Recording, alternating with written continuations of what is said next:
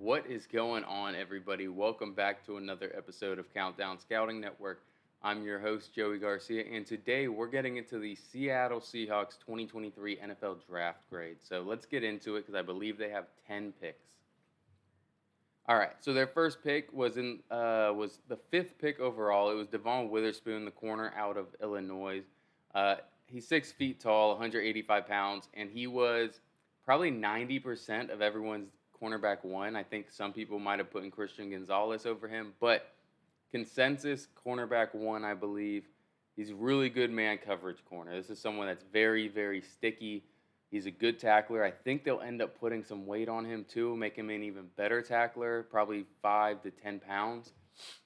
And he's a dog. He is slightly thin, as you can see from the picture and as you saw from the weight, but he does not act like it. The way he tackles, the way his competitiveness is, he is a dog and a good tackler. So he also has great ball skills. He's got everything you really want. I think the only flaw with him is his weight, which isn't seeming like it's even mattering right now the way he was playing at Illinois the past couple of years.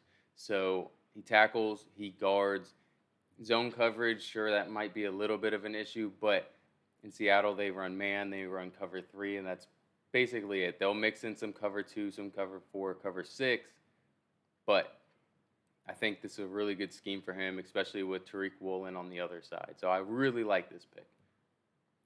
Their next one is my wide receiver one, Jackson Smith and Jigba, the wide receiver out of Ohio State. I gave this one a B minus. I like this pick a lot. I thought he'd go in the top 12. I really did. If you compare him with the wide receivers from last year, I would have had him as my wide receiver.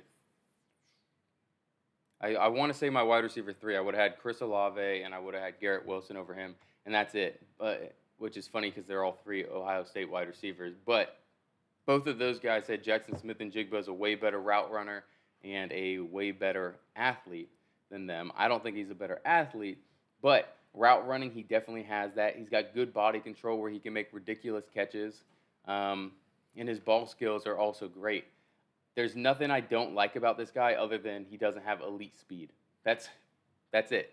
I don't really care about the elite speed. You've seen with Devontae Adams and Keenan Allen and some of those other guys. Even DeAndre Hopkins wasn't extremely fast. I think he was probably a 4 or 5 guy. So you've seen with some of these guys, Stephon Diggs is another one. That elite speed doesn't matter. You got to have some speed, but elite speed does not matter. So I like this guy a lot. I think if a quarterback doesn't win Offensive Rookie of the Year, I think he will. I know you have Bijan. I know you have Jahmyr Gibbs as well that he's going to have to battle.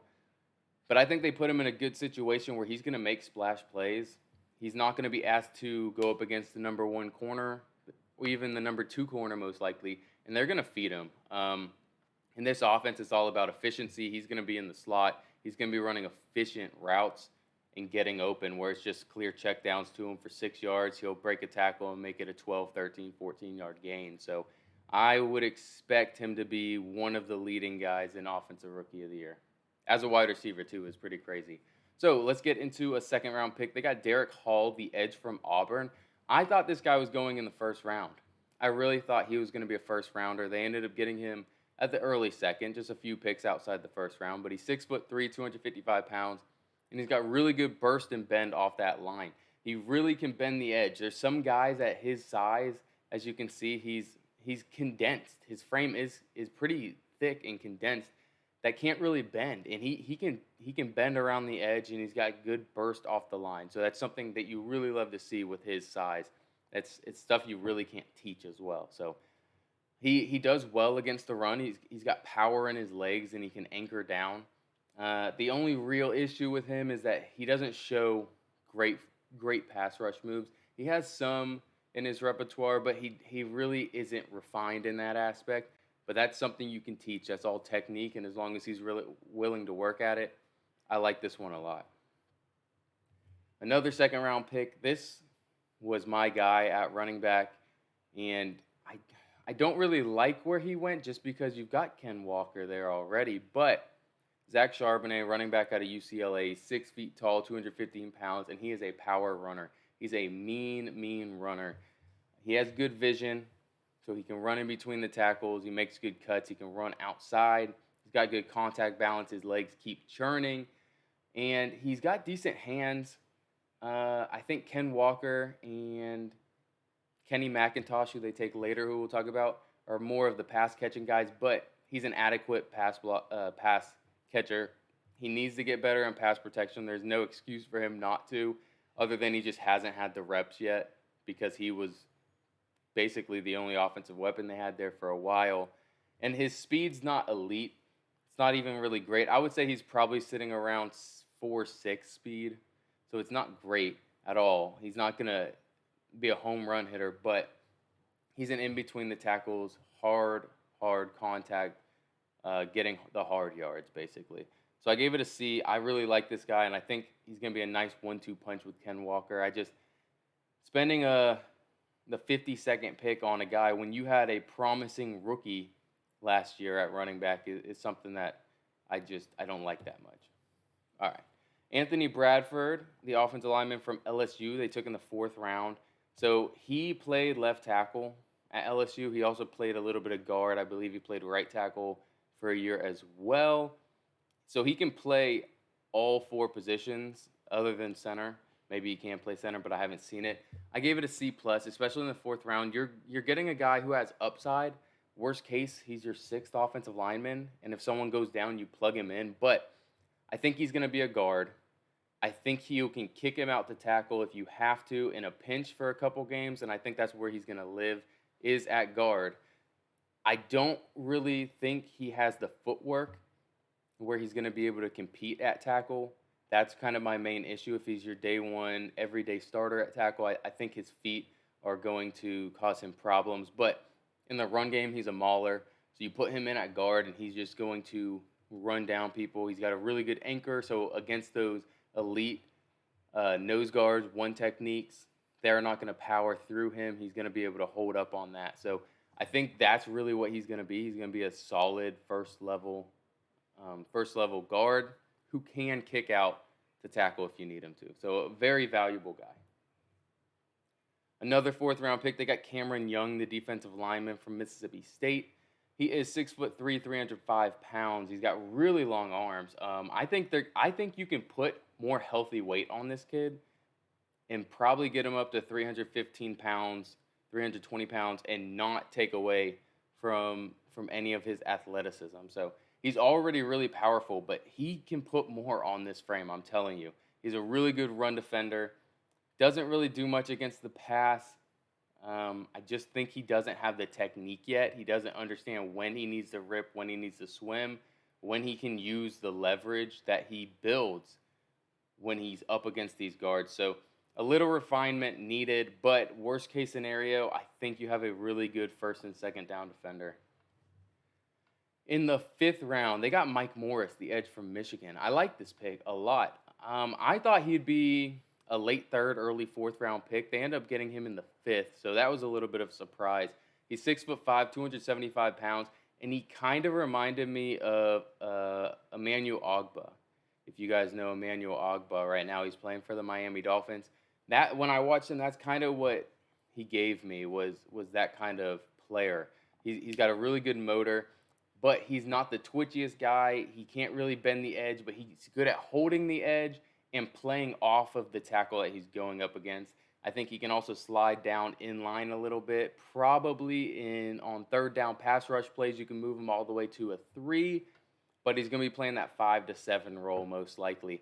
And as a 5th rounder, this is a guy who I think can rotate in on that defensive line. They're sneaky getting a pretty good defensive line right now. So their offensive line's getting better, defensive line's getting better. They've got weapons all around that offense.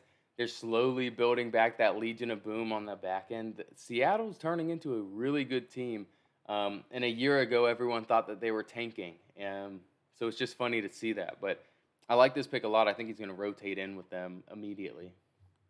Another 5th round pick that I don't really understand how he lasted this long. Another Michigan guy, Oluwatimi.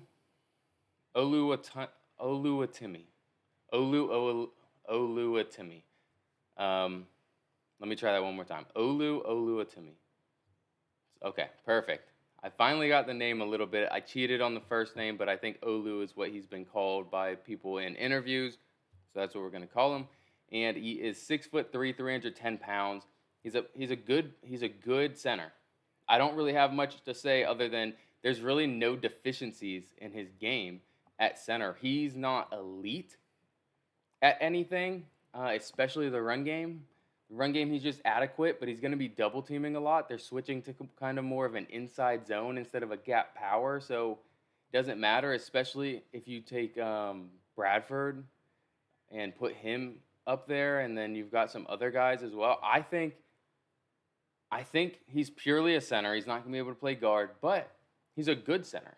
I don't have an issue with him in any aspects. Everything I saw, he just looked like a solid center, someone who's not going to be a star of your offensive line, but he's also not going to be a weak point. So that's what I got from it. Worst case, he's your backup center and you use a 5th-round pick on him, but I actually believe he can start in this league.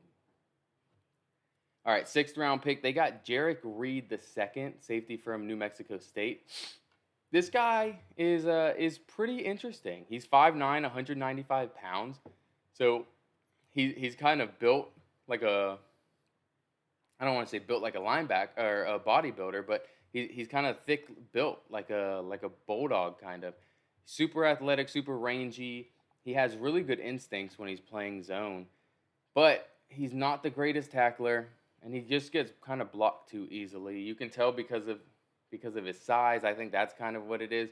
But he's going to be a guy who competes in the nickel for you. I don't think you'll really play him up top, but he's going to be a guy who's competing in the nickel as your money backer, basically, your safety that's playing down low. I just don't know if he will be able to make the roster if he doesn't do very well on special teams, which with his size and how he takes on blocks, I don't think you can play special teams that much. We'll have to see.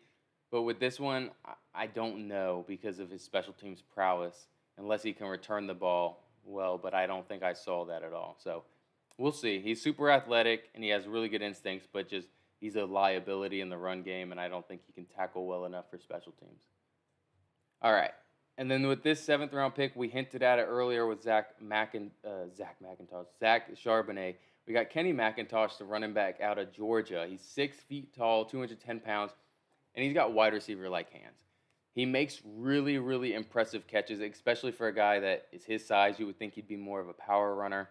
I don't really think he's that great of a power runner. That's why he's in the 7th round, but he's got good contact balance and always keeps his feet moving. He just isn't going to blow through guys.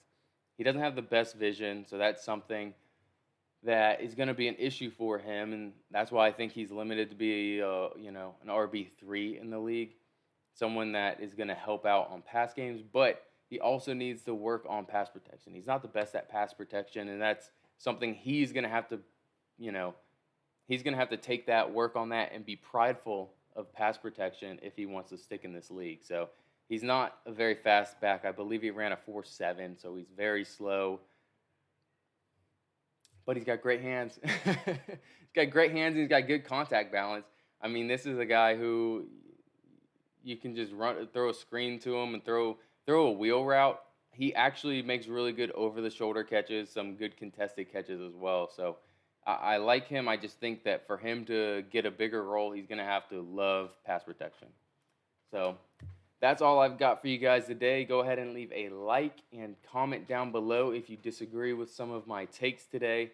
And tomorrow we will be working on another NFC West team. Let's say the Arizona Cardinals. So we'll do the Arizona Cardinals tomorrow. Thank you guys for watching. Have a nice day. Peace.